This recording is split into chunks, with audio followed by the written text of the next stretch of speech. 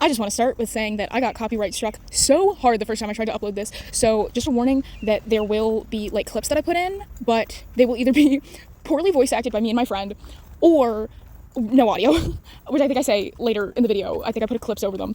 But yeah, just want to throw that out there before we begin. Hi, before we get into this video, I want to ask literally one thing of y'all.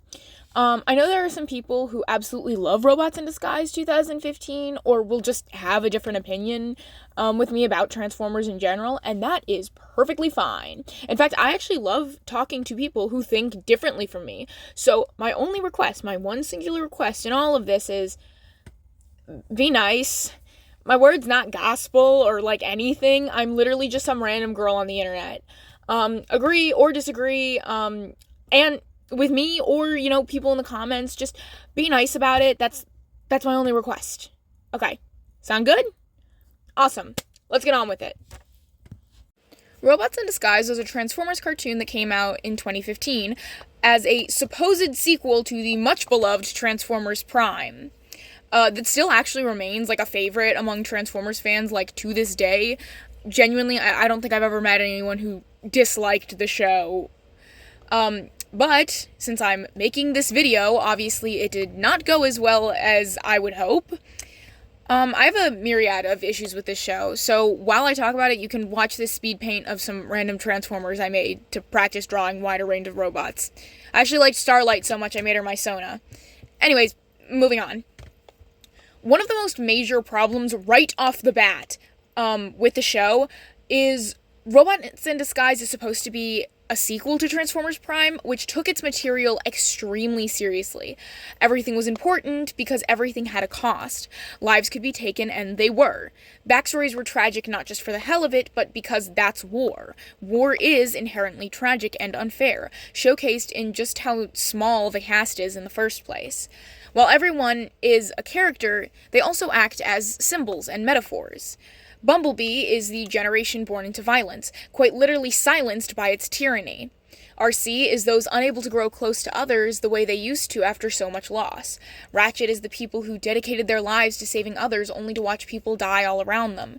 Wheeljack is those who feel so corrupted by the war that they don't even bother considering what their worth is outside of it. And of course there's Optimus Prime, the archivist turned leader who has to be the martyr, sacrificing himself over and over and over again just for a chance that others can lead better lives.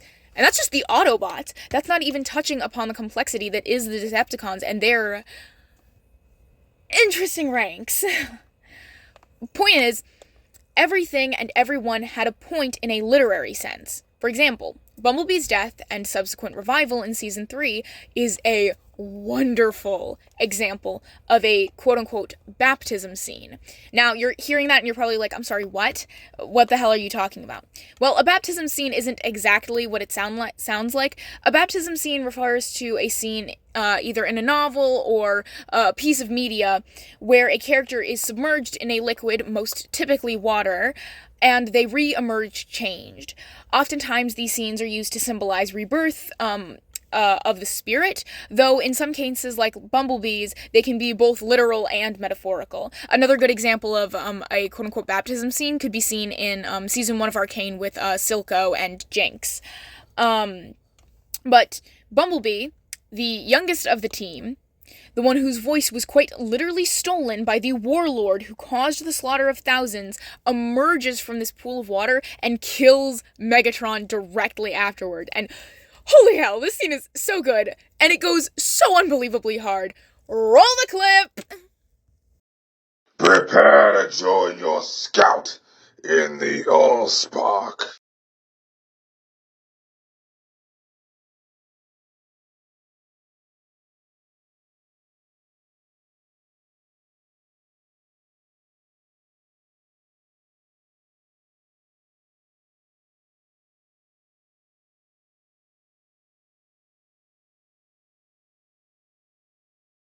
You took my voice. You will never rob anyone of anything ever again. Please look up the original and experience it for yourself. Holy shit, I love that scene. It's so good. Bumblebee killing him and his first words being a declaration that Megatron will never hurt others the way he'd hurt him. That is cinema, folks. All of this is just to kind of reiterate my point that Prime was a very thought out show. Perfect? Absolutely not. I also choose to ignore the Exodus novels because, frankly, they make some weird choices that just blatantly don't make sense in certain places. So, yeah, we're going pretty much solely based off the show, lest I think something is important to bring up. So if Prime is a show that prides itself on certainly pushing that TV7 label as far as it'll go, what about Robots in Disguise? Certainly a story about a post-war Cybertron where multiple characters will be dealing with the loss of a person they literally called their family while also trying to rebuild a more fair world will be serious, right? It'll keep Prime's tone and characterization. Right? In front of the Optimus statue! That punk is going down. Okay, yeah, wow, that really was made in 2015. Okay. So this is hurting me. I watched the show kind of expecting it to not be as bad as people were saying, but I can't believe I'm saying this. The internet was actually right for once. The show doesn't continue Prime's tone in the slightest. In fact, it continues throughout the entire run to kind of make a mockery of it by either ignoring, sidelining, or flat out overhauling characters from its predecessor. The only character I'd argue stays relatively in character is Ratchet, even though I'd even argue he's like less sassy and snippy than he was in Prime. I think everyone kind of knows Bumblebee is just absolutely slandered in this show. They make him this mean, whiny, bossy character who shows almost no hints of his past self at all. Like, sure, Bumblebee could get mad in Prime, but it was typically for a reason, and it stayed consistent with his characterization throughout the show, and it's never as easily as he gets mad in Robots in Disguise. Like I said, he's mean. He isn't anything like he was in Prime, and while interesting in concept, since he is literally a war veteran who has faced, severe trauma and stuff like that, they don't actually acknowledge the shift, which is part of what makes it so out of character. There is a way that they could have given him a bit of a temper or had him have lasting issues while keeping him in character, but they kind of just don't do that. He also just never corrects, actual bad behavior. Strongarm is insufferable throughout a large majority of the show, and he's also just way too chill with functionalism being, up and running again. None of the traits that made him such a good character in Prime transfer over to Robots in Disguise. He's also just completely 100% chill with leaving the Fix-It bots, and I never got over that. It's just... What do you mean he's okay with that? That was insane, okay? The same can be said for Optimus. Honestly, the two of them are kind of having the same issues. He's much more grumpy and mean than he ever was in Prime. Everyone in the show also just flat out doesn't treat Optimus like a seasoned war general, but instead like somebody's grandpa. Genuinely, why everyone seems to forget he led, thousands of soldiers into hundreds of battles, no idea. He won a whole ass war with a team of less than 10 bots against an army. It's just so weird. It makes no sense. Especially for Bumblebee. Why does he all of a sudden hate Optimus? Yes, he wants to lead, but why does that also lead to him being obsessed with doing things his way and his way only? The way they write Optimus is just awful, in my opinion. Bringing him back at all cheapens his death, and frankly is just poor writing. Though, I will say, him and Ratchet's reunion scene is actually really sweet. I am biased, but I do think it's nice. I got copyright strikes, so if you want, you can just look at the screen and see them looking at each other longingly. But yeah, no, it is a cute scene. Go watch it if you can. That's honestly my comment with all of these scenes that I had to cut the audio for, because they're really good scenes. They just have no audio, because corporate America. I did think they were gonna, at least hug, by the way, but I guess not. It's 2015. Men can't hug each other. That's gay! As if Ratchet telling him he was, and I'm quoting here, the one that matters most, wasn't one of the most beautifully tragic scenes I've ever watched. That scene is so good, by the way. Oh my goodness. So next I'm gonna fire off some complaints without any particular order. I'll still be providing my reasons for complaint. It's just going to be a little bit more like a list than it was before. Cool? Great. Dope. Alright, for starters, Drift. Now, I'm not giving him his own section because, frankly, I feel like my complaints about Drift in and outside of this series surpass this video's already probably absurdly long runtime. But for this show specifically, my main problem is just kind of the fact he's a nothing burger. Like, genuinely, his mini-cons add more personality and flair to the plot than he does. As an ex-con, you'd expect him to be a little more interesting, but nope. Yas girl, give us nothing, I guess? Also, his design is so unbelievably bad. Like, even for this show, this is really bad. Like, the orange, the stereotypes, just everything. It's painful. I'm not even bothering to redraw him because, frankly, I don't want to, and I think his IDW design is actually really good. I love his color palette as Deadlock. It's so cool, and his swords being at his hips, where dual swords should be, is a touch that makes me very happy. I don't really have anything else to say about this guy, other than I think he should have been an every once in a while character. I think him and Windblade should have traded places, in my opinion, but we'll get to her. For now, Drift just acts better as a sometimes character. I liked his mini-cons a lot, though. I actually thought Jetstorm and Slipstream were really fun to have around. Their dynamic with Sideswipe was really fun, because they'd also oftentimes be, like, goofing off together. And yeah, I really liked that.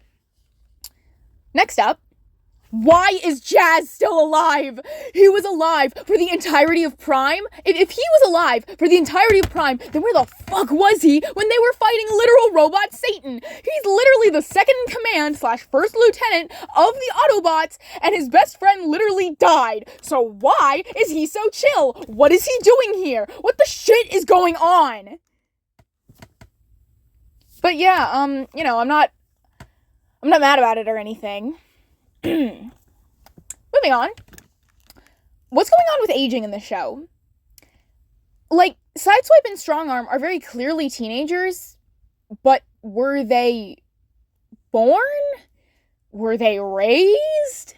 This universe is supposed to be one where people are born from the well of all sparks, but Bumblebee also reverts to mentally being a child at one point, which insinuates he grew up and was raised. Good for my headcanons, but bad for the actual canon of the show. So, what? In addition to that, is Windblade Strongarm and Sideswipe's age? I'm pretty sure she is, but at the same time, I'm not like 100% certain in my guess, which doesn't make me feel great about my assessment. They never clarify this. They call Sideswipe and Strongarm teenagers, but just never elaborate on how that occurs in this universe. I guess we're just gonna die not knowing, because we'll never get an explanation since this show is dead and gone and very unlikely to ever be touched or breathed on by Hasbro ever again. This one is another one which I got rage baited by this goddamn show, so be warned. Megatronus. The Megatronus Prime was defeated in 2 goddamn episodes. No words can describe how stupid this is.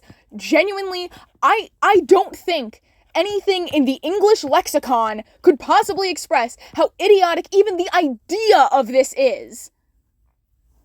You're telling me that a glorified mob boss is taking longer to take down than Megatronus Prime, one of the original 13 primes.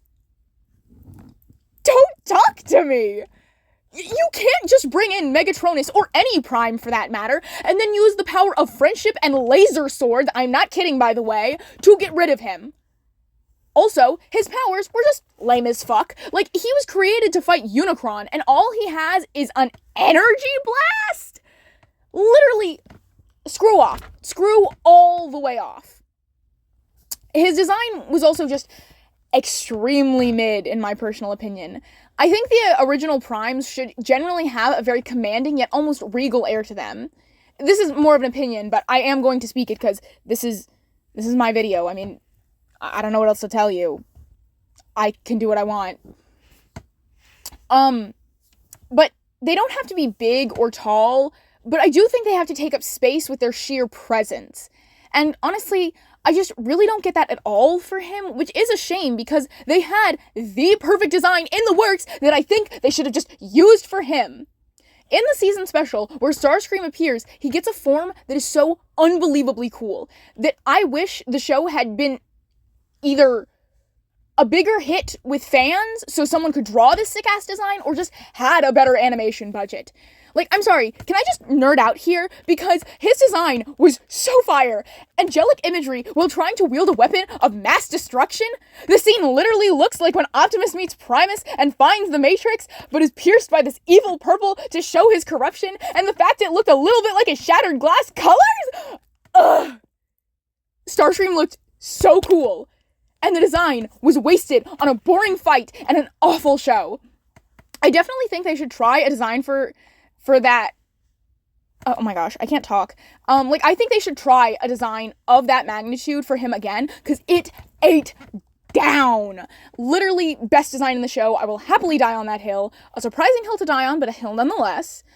However, I honestly think that if they wanted to do fallen angel / angelic imagery at all, why didn't they do it for Megatronus? The guy whose other name is literally the Fallen. Like, come on. Him with angelic imagery would have gone unbelievably hard, especially since angels are usually seen as being a piece. Like, ugh. Wow. The wind's really loud today. You know, it's actually getting kind of crazy. Maybe I should shut my window or something. It's getting really loud. Yeah, but seriously, Megatronus being defeated with the power of friendship and laser swords, I can't get over that. How am I supposed to get over that? Yeah. Next up, I want to talk about a specific episode. And, oh boy. In this episode, they're up against a former pit fighter. Now, I thought that maybe this would, for once, be a more serious episode, and secondly, a Grimlock episode, where they expanded him a bit more. But nope. They make another one of the most insane writing decisions ever possibly conceived. I simply must assume that the writers either never watched Prime, or were just high as kites while making this episode. Now, this one, I think, just genuinely might have been pure negligence, like I said. But fix it. Being a fan of the pits, as in the ones in K-On!, is absurd. In the episode with the gorilla guy, no, I do not care enough to go back and find his name, they make Fix-It, a character who we are supposed to like, be a huge fan of this pit fighter. And okay, that is really awful. Like, in Prime, the pits are a representation of the caste system and the severe gap in wealth and social mobility, where rich bots would go and watch bots of a lower caste literally kill for the chance of even an ounce of that social mobility. So how in the name of all that is holy did they think making Fix-It, a mini-con who presumably also faced this harsh caste system, just in a different manner, a fan? And why is everyone okay with it, especially Bumblebee? Like, Strongarm and Sideswipe not knowing makes sense. They're young and likely would not have known the pits in their quote-unquote prime if they know them at all. Grimlock, who I just kind of assume came from K-On! Since he's pretty physically strong and it would make sense if he were a laborer, might think it's normal because, you know, normalization of violence and etc., etc. But Bumblebee should know better. He knew Optimus, who saw the pits, and I can't imagine him never telling anyone, because, like, he'd want to make sure everyone understood why the caste system was bad, you know, like, that's in the show. Like, he knew Megatronus, he knew pit fighters, and presumably talked about it, seeing that everyone in the base seems to know, including the human children after Ratchet explains. That's not even mentioning Bulkhead, who was a laborer, and also could have known some people in the pits for all we know, but that's, you know, that's stretching a little bit, but we don't know. But no matter what, whichever way you spin it, it does not make sense for Bumblebee to be chill about this. Like, this one actually got me so badly, like, possibly more than anything else in the show. Like, I was mad about Megatronus's design, mad about his handling, but this actually just breaks the characters that are laid out in front of me. It makes me dislike Fix-It pretty much entirely, which is tragic because I thought he was kind of silly from before then, but then, you know, finding out this whole pit fighter thing just ruined him for me. In a better world, this episode would have either A, addressed Fix-It's behavior, and maybe been, again, like I said, a Grimlock episode as I had initially thought it would be, where he gets to talk about his past, which we never learn. B, have never gone down like that in the first place, and maybe instead be about helping someone break out of a cycle of pain because of the system that put them down is now gone. That would have been dope. But no. We live in the bad timeline, where Robots in Disguise is awful, and everything sucks.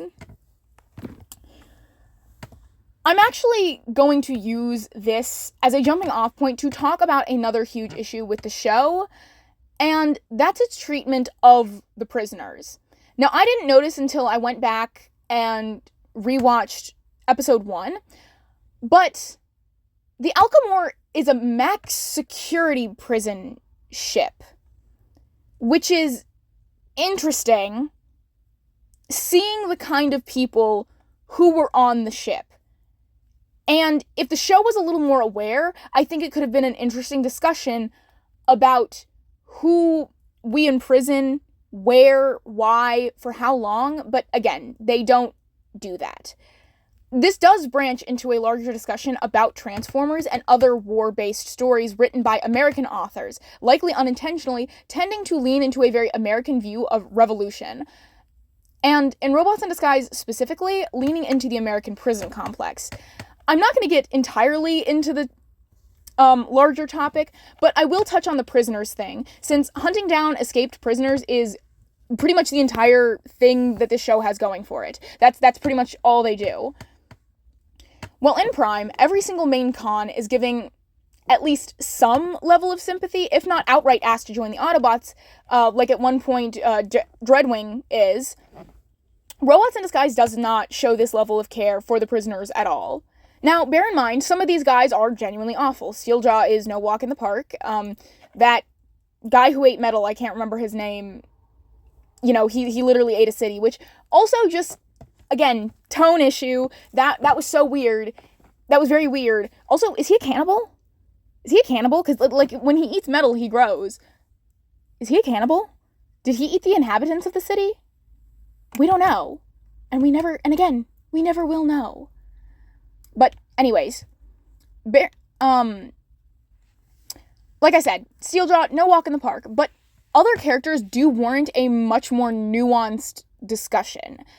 Springload, for example, is depicted as someone who suffers from severe delusions, but rather than maybe find a medic or something else for him, as his actions aren't really outright malicious, moreover a product of his mental state, instead he's used as a joke and thrown away like all the other villains without any consideration of whether or not he could be helped. And that goes for all of the prisoners. While Steeljaw is certainly offered a hand every once in a while, others who are less prominent are not given that. No chance at redemption, no chance at change, just the expectancy that they are who they are and that their lives were always going to end up that way. Villains in Robots in Disguise are seen as just that. They're villains. They're not people who had lives and histories. They're just villains. In Prime, each Decepticon, despite being a bad guy, felt like a person. Even characters who were more comedic, like Knockout, had moments that left viewers with the impression that he was more than just a fancy sports car. Meanwhile, in Robots in Disguise, they rarely even kept anyone around long enough to give them any nuance. Not that those who did got any, though. I don't speculate about Steeljaw's backstory. I don't wonder how or why Thunderhoof ended up in the mob. And that's a tragedy, because a good villain, or honestly just a good character, should make me wonder how they got to where they are. And there it is. The big blunder of Robots in Disguise. It makes me not care. It takes characters that I was quite endeared to, and turns them into flat caricatures that I can barely watch without rolling my eyes or just wishing there was something more. The show has so many fun ideas. A girl who was in stasis through the entire war that left her homeworld completely upturned. A former Decepticon trying to learn to be better than he was. A Dinobot who might not be the brightest bulb, but is an absolute sweetheart. A cadet so desperate to prove herself, she sometimes wounds up hurting the people around her, and a punk who doesn't know who he is or what he wants to be, with all of them being led by a veteran recovering not just from the war, but also the death of his father? That is awesome! Like, on paper, the characters are all archetypes I would eat up! But in the show, they all end up melting into the absolute worst version of themselves, and it drives me up the wall. It's awful. And it had so much potential. That's the worst part of the show, that it had potential. While I was watching the show, the thing that made me the most angry wasn't even the show itself. It was the fact that they had the opportunity to continue an amazing show like Prime and have an interesting show possibly discussing grief and healing from something like a war, something that ravaged an entire planet, and also talking about redemption. They had such a huge opportunity to talk about redemption, because, again, if you're dealing with prisoners, especially from, old Cybertron, where the laws were very different, they could have just had this fascinating discussion, but they don't do that. It's a show about fighting.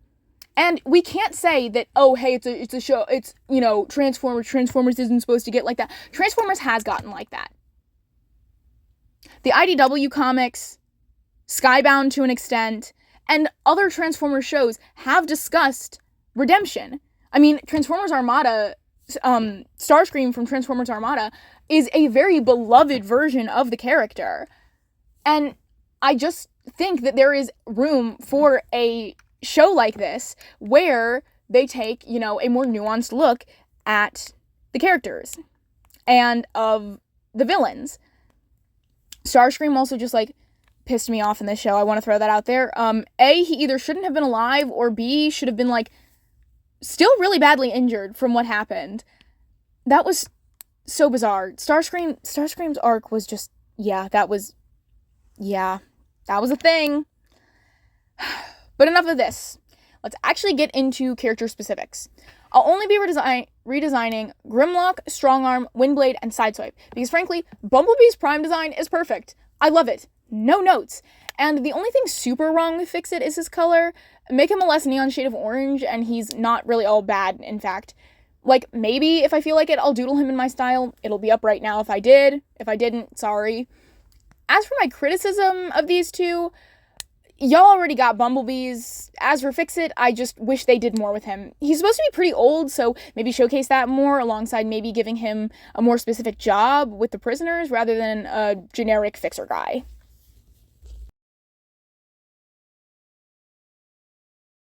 So we're starting out with Strongarm because, ooh, boy, she has so many things that bother me. Take a shot every time I say that, by the way. From a design standpoint, she's not bad. I love seeing femmes who are more bulky. However, I wish she was taller because her alt mode is a decent amount bigger than both B and Sideswipe, so her being shorter than all of them makes very little sense to me. On top of that, I just do not like her color palette. You're gonna see me complain about that for all of them, to be honest. As for my design, for me, Strongarm was actually the most difficult out of everyone. From her helm, to her peds, to her colors, everything was just miserably difficult. Her frame was, weirdly enough, the easiest part. I took inspo from Transformers Animated Megatron, which Strongarm would not like and be happy about. And inspiration for helm shape from Alita 1 in the Transformers 1 2024 movie. As well as G1 Prowl. I kind of mashed them together, and eventually I came up with a design, but honestly, my thought process with her was just make her bulkier to match her alt mode, go with a darker shade of blue for her paint, and do not put in much detail. Because to me, Strongarm just doesn't seem the type to be super into detailing and stuff like that, which you can actually see on my notes page for her. So yeah, Strongarm, I'm happy with how she came out, even if she absolutely took the longest by a pretty big margin. You can't really tell in the speed paint, but she was a huge pain in the butt. As for her personality, that's, again, a whole other mess. I think Strongarm suffered from the writers wanting to write another RC-esque character, but without any of the backstory and build-up to actually warrant it.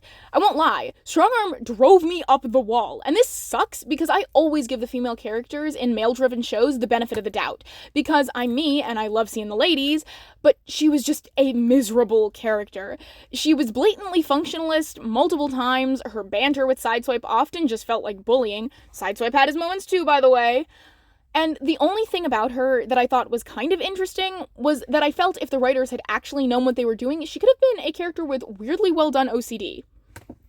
Now, I personally have OCD. Not the, oh, I'm such a clean freak, I'm so OCD, like actual diagnosed obsessive compulsive disorder. And I found that some of the stuff that Strongarm does in the show lines up weirdly closely to some of my compulsions when mine was really bad. Her mentions of needing to do things a certain number of times, typically 4 times specifically, which to me comes across as kind of like a safe number for her. Her paranoia when it comes to pretty much any situation she can't be in complete control of. Her adherence to rules to the point she can't stray from them without having a complete freak out. And the fact that she admits to running possibly dangerous scenarios in her head at all times when she looks over the rules and regulations manual. So yeah, this poor girl needs some help. I've also seen some people argue she could be on the spectrum, which also would not surprise me. Again, speaking from experience, shocker, the girl making a god knows how long video on an over decade-old cartoon isn't neurotypical. Who would have guessed? Point is, Strongarm has some very interesting habits and traits to explore, but because she's one of the only girls in the show, thusly meaning the writers likely don't want fans to villainize her, which certainly happened with RC, they just don't show her as bad even when she is objectively in the wrong. And that can be seen in a lot of like female characters in male-driven media, and it makes me upset because women can be bad people and still have them be good. Like, they can do bad things and be bad people in the beginning and become good later on. And I know that writers, myself included sometimes, stress out about how we depict female characters because people will oftentimes be so much harder on them. Like, RC got and still gets a lot of hate because of the way she behaves. Even Alita in the Skybound comics gets a lot of hate for how she behaves. Although now that hate is more straying towards, they don't like a lot of the writing decisions going on in Skybound, which is 100% valid. But the hate for Alita has been going on before the recent comic, like, storytelling switch. The writing switch. There we go. She's been getting hate for longer than that, but I digress. Back to the actual topic at hand. For my rewrite, I would actually just keep her the same at the start. She's someone who's stuck in the past because of where she was raised and is suffering from untreated OCD. However, instead of allowing her to carry on with this bad behavior through experience and bonding with a more diverse team, she's able to expand her worldview and grow into a more caring and open-minded individual. I totally think her being an opposite to Sideswipe, which I'll discuss more in his section, can be very interesting. Some of my favorite dynamics are those who are complete opposites, and they are definitely that. So in my version, I'm gonna play around with that a little bit more. But yeah, Strongarm, honestly, you really don't have to do much. She's a teenage girl. She's learning, she's growing, and overall, I don't think it would be that difficult to make her a less frustrating character, in my opinion. Next up is Grimlock! So Grimlock is actually the only character who I genuinely loved in this show. He was a big old sweetheart and was the only one who did not annoy me, which was really hard in this show. As for his design, though, I don't know. There's just something about it that bugs me, and it's not just the neon green. I can't tell if it's because of the lack of visor, the proportions, or what, but I just don't dig the design. I think it works for what it is, but I wanted to do my own take on it since he was in fact the only main character I really liked. And I had so much fun doing Grimlock because I've known since I started drafting this rewrite and redesigns that I wanted him to be alternative. And I hear you saying, would Cybertron even have that kind of thing? And quite frankly, I don't know, but I don't care. They do now. So Grimlock was also pretty difficult to design. I knew I wanted to veer more towards his older / comic looks, since I don't know, again, what it is about the design, but I just don't vibe with it 100%. It's not awful, but it just doesn't sit right with me. So, again, took a lot of inspiration from, like, different Transformers animated designs, since it's the style I find I can actually replicate the best. It was either that or G1, and G1's not quite detailed enough for me personally. Sorry, y'all. As well as just some older Grimlock designs to get what I wound up with. Now, please note, I tried to make him yellow, but wound up hating it, and going back to a more militaristic shade of green with yellow accents for most of his vents. As for his tattoos, I wanted to incorporate the Dinobot symbol all over the place for lore reasons, and I wanted to make sure the tattoos weren't too human, if that makes sense. Like, Cybertronians don't have skulls or our animals, therefore everything related to that, which is very common in tattoos, was pretty much out of the question. So I went with more stars and fire theming, since those exist everywhere, and a lot of bots are named after star stuff, human star stuff at times, but still. So, you know, it's kind of like a fun thing to play around with. Similar deal with his makeup. And if you look close enough, there are Cybertronian letters in the design. As for his piercings, I went and had fun with them. How do they work? Probably an actual hole drilled into the metal if I had to give an explanation, which I don't have to do, but, you know, there you go. There's my idea. But yeah, no, Grimlock was fun. Even when he was, like, annoying me, I still had a good time when it came to his design. I always have a blast designing alt characters in general, since I actually am myself, which obviously you can't tell because this is just my voice. And I think the idea of aliens having their own versions of punk and goth to be really cool. I think it would also make sense, especially since I'm keeping the idea that Grimlock is laborer, so him being punk could be interesting and will be a part of, like, the backstory I have for him. But again, that's kind of spoilers, and I don't want to get, like, too into it. So yeah. As for his personality, not actually going to change much other than making him less dumb. And maybe have him be a bit more monotone like he is in G1. He'd still have a lot of the same comedic bits, but in a more blunt way rather than a dumb way, if that makes sense. I don't really know how else to describe what I'm going for. I also would take the whole thing about him not being able to read a bit more seriously. Like, they truly do not give any thought to the fact that Grimlock having no access to education is awful. Again, there's that tonal dissonance between Prime and Robots in Disguise. Prime would have treated that with far more care. Like, sure, there are jokes about characters' intelligence every once in a while, but it never comes off as nearly as malicious as it did in Robots in Disguise. Probably because Strongarm is high-key just mean. Though I do think it's funny that Grimlock is the only character in Robots in Disguise that Bumblebee is nice to. Yeah, honestly, I have the least amount of problems with Grimlock. He's a big sweetheart. I love him. No more notes. That's it. Honestly, I think he's probably gonna be the shortest section, if I had to guess. Not counting, like, Sunstreaker. Before we start this section, I need to rant about the fact that I cannot, for the life of me, find the original place where I started drawing Sideswipe's frame. I drew it on a different, like, document in my drawing program, and I cannot find where I originally drew it, because I have a lot of projects going on all at the same time, and Sideswipe was originally just supposed to be, like, a doodle thing, because I hated him the most out of everybody's designs, but then I decided to do everyone, and I decided to do Sunstreaker, so I, copy and pasted his frame over into this, new folder, new, document, whatever you want to call it, and now I just can't find where he was originally drawn. So, I don't know. I don't know. I don't know where he is. I cannot find him, and it's pissing me off. But anyways, now we're on to Sideswipe, who honestly has been my favorite to rewrite and redesign. Like, his design isn't my favorite visually. That one is coming up after the twins. But all of the ideas behind him are my favorite. I have a burning hatred for this show's design more than any of the other characters. He is by far the worst to me by a long shot. Redesigning him was honestly easy because I knew I just wanted to do anything but what the show did. Like, look at him. Look at him. This is weird. And I look at him and I genuinely can't get a read for what kind of personality he's meant to have. The spikes aren't punk enough for me to even guess that's what they are going for, and nothing about his paint or anything else really gets across the idea of his personality. At least Grimlock and Strongarm can be somewhat parsed. Grimlock's big and bulky, which gets across his role as the team tank, and Strongarm's paint job kind of gets across the cop idea. But Sideswipe just looks weird to me. Like, if we're going to have a character be punk, we're not half-assing it. We're making them punk, okay? Okay. So here we have yet another character that I hit with my alt beam.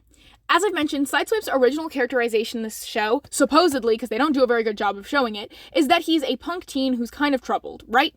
So I took that idea and gave it my own twist. Instead of that stupid spiky thing he had going on with his, like, helm, I gave him his like, cute little helmet back with the horns, which I obviously decked out in piercing like Grimlock's. I gave him some eyeliner plus a little, like, gray eyeshadow, but I forgot to do it on the up-close of his face, so just, like, I don't know, zoom in or something.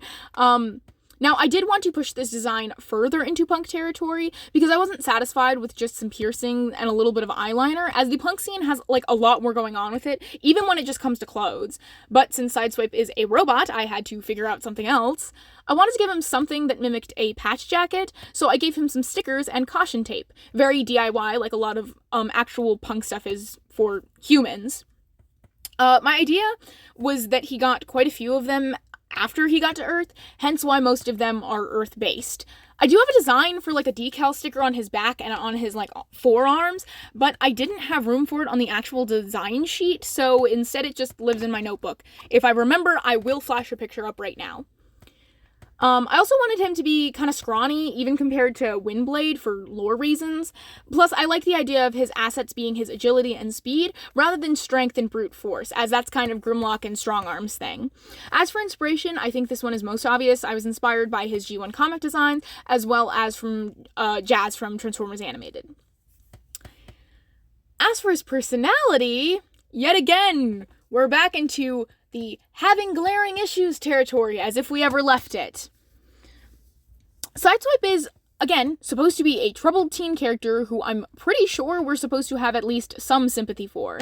As he's one of the main characters, but boy does it get hard. He can be snippy and mean, but weirdly enough, as seen in the episode with Jazz, he's pretty desperate for approval, which actually does add some interesting layers to his character.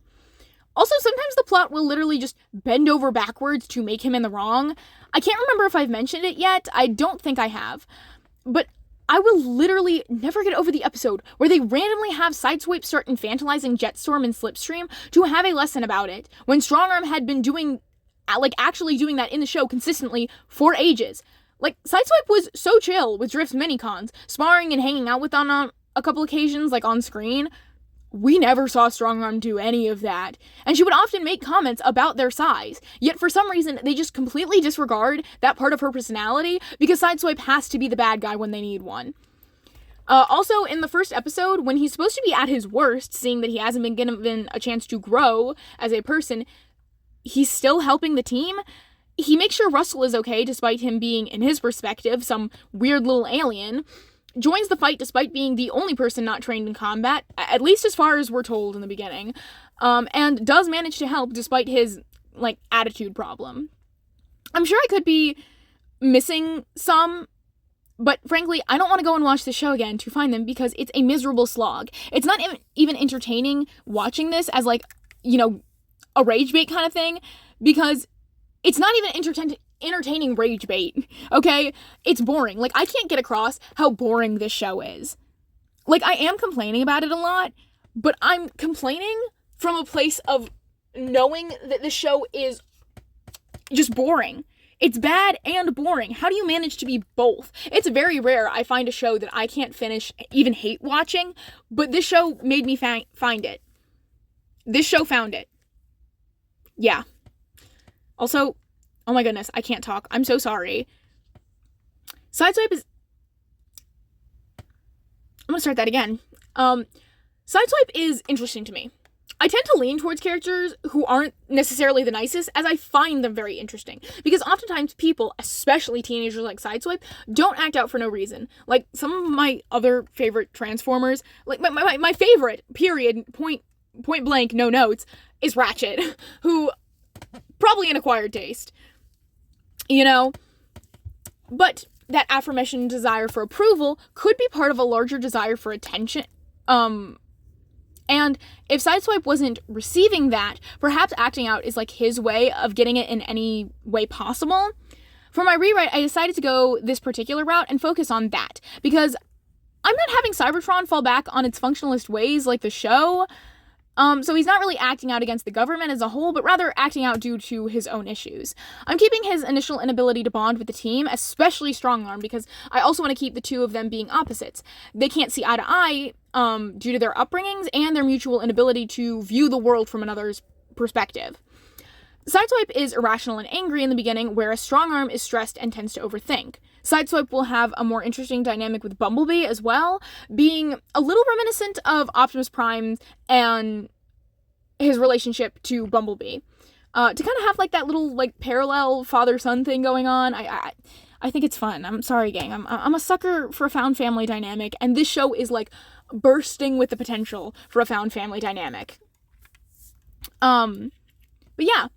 I'm not gonna lie, I really like Sideswipe in my rewrite. He's super interesting to me, and again, just so much potential, so much you can do with him.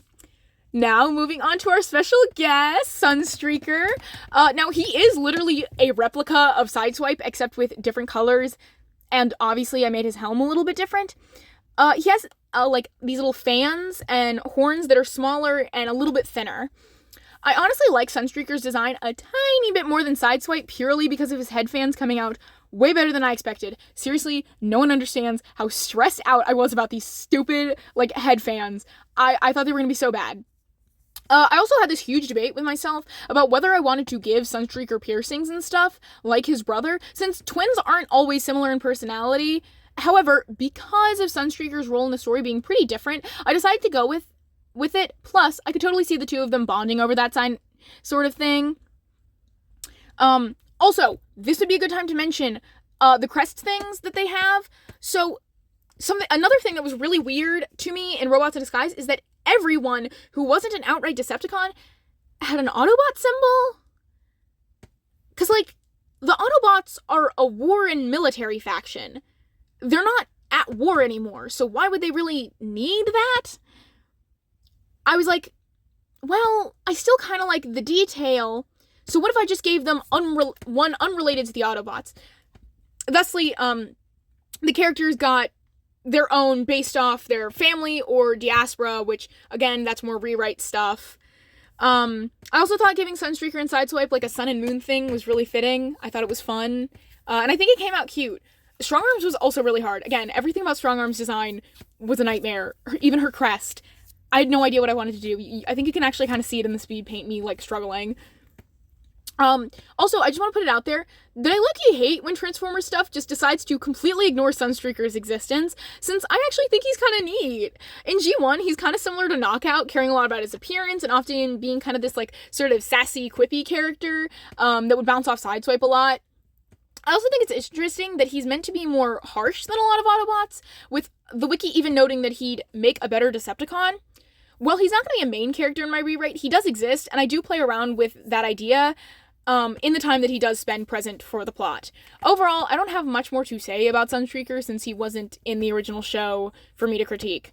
But yeah, no, I like Sunstreaker. I think he should be in more stuff. Honestly, I feel like we should have more obscure Transformers be part of the plot, period. But I digress.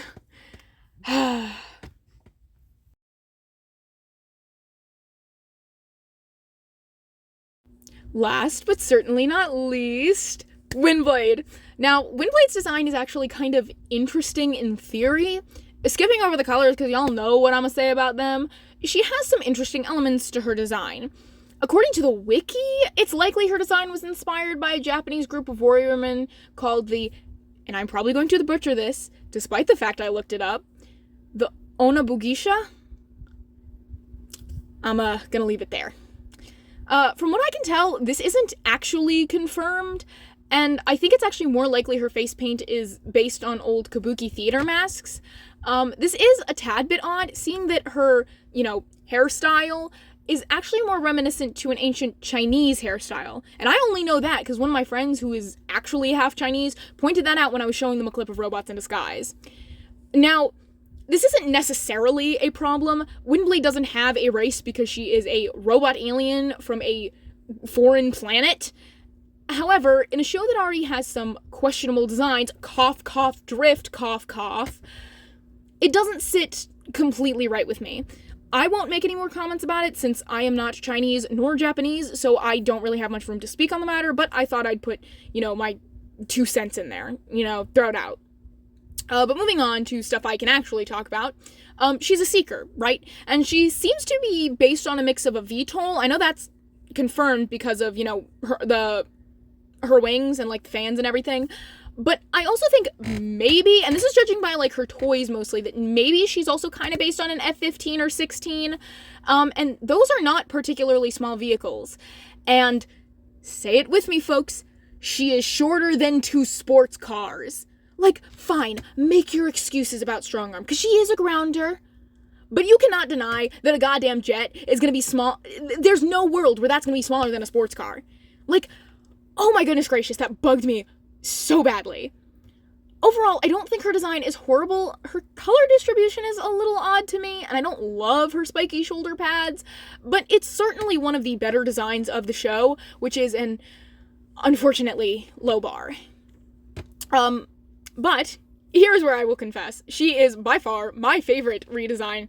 I've doodled her a bunch in my sketchbook, and I have had just a great time drawing her. She gave me pretty much 0 trouble with her frame or colors, so yeah, she is my fave. Plus, I'm super excited for her arc, since, as mentioned, I'm aging her down to a teen, like Sideswipe and Strongarm, which, again, maybe she was in the show. She and Sideswipe were supposed to have a thing, I think, but honestly, I don't know. But as for her inspiration, she's pretty much just her comic design, with a sprinkling of, like, Sunstreaker for, like, the way I do her helm fans, but also kind of a stylized version of the G1 Seekers, specifically Starscream. So, y'all don't know this, but I love, with a capital L, G1 Starscream's color palette. It is so visually pleasing, despite him low-key being like a box of Crayola crayons. It just kind of works, and because Starscream gets those colors back in Robots in Disguise, even claiming they were her, like, old colors, I couldn't help myself and I used them for Windblade. So, yeah, she kind of low-key looks like Starscream's kid, but she's not. I want to make that clear. She is not his daughter, because that would make, like, 0 sense and would be really random, and I'm not gonna do that. I also completely forgot to draw her swords, but she does have them. She's a dual wielder, because duh, and they glow. Like I said, super easy design. I love the idea of Seekers having really impractical peds, because they spend most of the time in the sky or flying. I think it's funny, especially since it is not just limited to the female characters. Like, Starscream has them too. Note that one meme about someone confusing his peds with Bayonetta's boots. That's really funny to me. Alongside that, I also changed her face makeup to not really resemble anything on Earth, since, again, I personally believe having your alien species have their own distinct makeup, rather than basing it heavily on one culture, can help expand a world more. That is, of course, just my opinion, but I really like the way Windblade's face paint came out. I even did kind of like little markings that are Cybertronian letters, if you'll notice that. As for her personality, this is where I really want to change some stuff.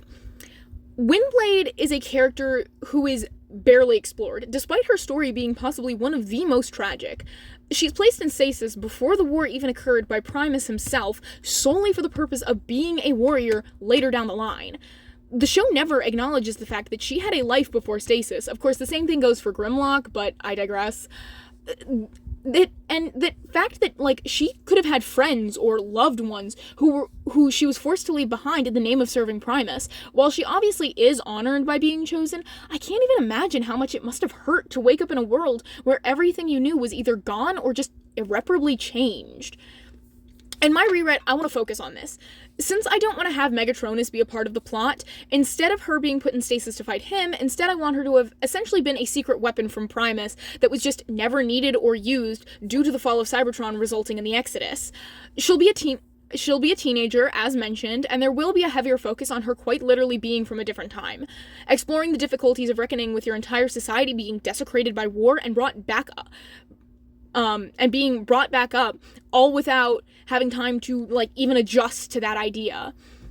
Her dynamics with the team will also be different and hopefully interesting, and she'll have a particular connection with characters who are actually from old Cybertron, like Grimlock, Fixit, and spoilers for later down the line, Knockout. I also love the idea of her secretly being as much of a troublemaker as Sideswipe, but being much more sneaky about it. So the two of them kind of like team up and like have some fun, some like teenage fun. As for Strongarm, let's just say a Windblade having bore witness to functionalism and not being an adult is going to result in some interesting confrontation between the two of them. Yeah, no, they're not gonna hate each other though. They won't hate each other, but they will like have arguments because of, you know, differing opinions. All right. I don't have any more redesigns. I do actually want to give a small taste of some of what the Prime characters will be doing, because I'm gonna have them actually exist alongside some of the human characters, because if they're gonna exist, might as well be interesting, man. Optimus Prime is dead. He's not coming back. May he rest in peace. That's all for that. Thank you. Okay, so first off, let's get some minor characters out of the way. Most of Team Prime will be on Cybertron or elsewhere helping with reconstruction. Bulkhead and Wheeljack are two halves of the actual reconstruction, with Bulkhead doing actual, like, physical construction, and Wheeljack being on the more engineering side, since I thought that seemed like something the Prime version of him might enjoy. I wasn't entirely sure what else to do with them. They're not really main staples, so I wasn't super worried about it, but I did want to give them something that felt like they would enjoy, because, you know, Bulkhead did seem like he enjoyed, you know, using his hands, so I'm actually keeping him with that, so, yeah. Ratchet is head of medical reconstruction, with Knockout working alongside him. He's on the winning team, remember? And he's specifically working with, like, former cons that end up, like, winding up, like, really few and far between. More about Knockout in, like, a minute. We're focusing on Ratchet right now. So, Ratchet's kind of dealing with being one of the oldest remaining Autobots and having lost his oldest friend. And this, in fact, is where I officially out myself, because Ratchet and Optimus were together in Prime. And here we have yet another hill I'll die on. Like, I didn't realize I misquoted him earlier. To make it less romantic. Because, I'm sorry, I don't personally say, I didn't return to save a life just to lose the one I care most about to my homie. Sorry. But, like, he's not gonna be super prominent. He is gonna talk to Bumblebee from time to time, because, seriously, their dynamic in Prime is so underrated. Did you see that hug after B got his voice box back? Because I did. But, yeah, Ratchet's here, he's old, he's tired, and he deserves a nap. He'll pop up from time to time, but again, minor character. RC and Ultra Magnus are traveling to locate, like, spread out populations of Cybertronians and invite them back to Cybertron. RC will become more of a focus character in the Rewrite second arc that deals with Arachnid, because we are going to close that storyline up, because we just never touch upon the fact that Arachnid is still out there. And a vampire, you know. And it will kind of give RC some closure that she doesn't, like, necessarily get in the show. Finally, for the minor characters, Smokescreen will be following in the footsteps of Optimus, or, moreover, Orion Pax, and help with the reconstruction of the archives. Magnus will also probably, and, like, some of the older ones might help a little bit with that as well, but, like, Smokescreen's kind of, like, taking charge of that, because I think having his idolization of Optimus kind of go beyond him as a war general is really interesting, kind of allowing Smokescreen to settle and grow into a more mature but still fun and energetic character. I think it's a nice progression for him that allows him to exist outside that, like, scout label that he has going for him. Now onto characters who are going to be more prominent. For starters, I should probably explain what I'm doing with B, because while I complained about how Robots in Disguise used him, I didn't actually explain what I'm going to force him into. Instead of having him be this, like, mean, snippy character that he was in Robots in Disguise, he's gonna be just kind of overworked, tired, and kind of stressed. So basically just a good old-fashioned mix of Optimus and Ratchet. He's obviously gonna be leading the team on Earth, however, he's essentially gonna be the head of Reconstruction, with a lot of help from, like, Magnus and Ratchet. He cares about his team, but he isn't entirely confident in his role yet, and it'll take time for him to find his footing. But we're keeping him good-hearted, and, like, the kind character that he was in Prime, you know, even if he is ready to throw hands if he needs to. As for the humans, I'm going to have the prime humans pop out here and there because it was a travesty that they just, like, didn't exist in Robots in Disguise. Like, where are they? Where are they? I miss them. I know some people don't like the humans, but, like, I enjoy having them when they're actually interesting characters, and I think they are. Like, you can have your opinions about each one of the humans, but you have to admit, they're interesting. They have something going on with them, you know? But yeah, no. Raphael is going to be essentially the new Agent Fowler, just, you know, less grumpy. And Miko and Jack will be fun guest appearances here and there. Denny and Russell, however, are getting some changes. For one, we're tweaking the names. We're doing just the name Danny, and Russell will go by Rusty instead of Russ, because he's trying and failing to be cool.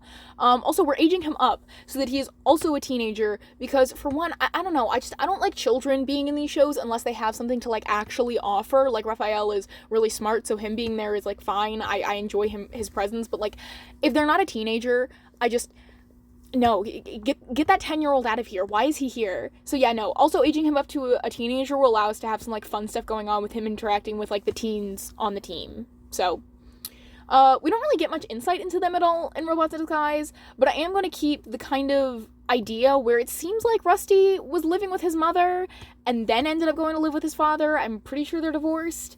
Danny is a man who is trying desperately to bond with his teenage son, but isn't entirely sure how. Rusty is a teen who's smart, but doesn't really know how or why he should apply himself. And this kind of allows him to get along with Sideswipe, but also causes the two of them to get into, like, situations they really shouldn't be in, which will be fun. But yeah, Rusty and Danny are going to be more like the kids in Prime, appearing for a few missions here and there, as well as hanging out at the base, but not having to be part of, like, everything like they were in Robots in Disguise. Okay, we're not going to be overusing them. We're not going to be doing a lot with them. Lastly, we have Knockout. And he was the character I was honestly most excited about implementing into the cast, because we really don't get to see, like, jack shit about him in Prime. He joins the team at the last second, gets, like, a few lines of dialogue, and then the show is just kind of over. I love the idea of this, like, petty, vain, prissy, and kind of sadistic Decepticon medic just adjusting back to normal life. We see in that little ending that he does seem to be earnest in his desire to grow, noting that he never had the best role models, which is kind of like an interesting anecdote, and I'm sure has, like, some connotations that you can kind of unpack. As for my rewrite, he's, spoilers, is going to eventually act as the reformed medic of Team Bumblebee, exploring his experience as a Decepticon as well as with grief, which, as you can probably kind of tell from what I've been talking about, is going to be a theme for a lot of the characters. Using this as a segue into my final notes and opinions, I want to talk about what I think Robots in Disguise had the potential to be, as well as what I'm doing with my rewrite. That is entirely for me, might I add. This rewrite was started long before I decided to make a video, because I am the kind of person who does rewrites and makes essays for the funsies. I don't know, man. I've been like this since I was a child. I'm not even kidding. I think Robots in Disguise had a lot of potential, as a sequel show to, you know, something as well done and emotionally driven as Prime. It could have been a fascinating exploration of a post-war society. Themes of grief, regret, redemption, and hope all could have culminated in a story about people trying to find their place after facing the unimaginable. But instead, it's an unfocused mess that isn't sure what it wants to do. Obviously, no show is obligated to do anything or say anything in particular, but it's still completely understandable that fans dislike when a show with a clear message and purpose is followed up by a show that has none of that. It's why a lot of people also dislike Transformers series that lose their way, such as Earthspark, that started out good and fell off with its treatment of certain characters. I don't really have a good conclusion to this video, so I'm just gonna say Hasbro needs to actually finish their goddamn series and stop cutting stuff short or making it fizzle away and get rebooted. Like, seriously, name a good Transformers project that's allowed to keep going. The Bayverse! I said good, bro. But seriously, it sucks that fans have to settle for half-baked or unfinished projects. Even Prime, I think, would have been able to improve had it been given the time it deserved. However, we must live with what has occurred. And hey, that's what fan content is for, am I right, folks? Just me? Okay. I'm kidding. It is not just me. Like, go on any website and you'll see that it is absolutely not just me. Anyways, yeah, that's gonna be all for me, folks. I hope you have a great day and that your favorite piece of media does not get canceled. It might be too late for me, but it's not too late for you. So yeah, peace out. Bye!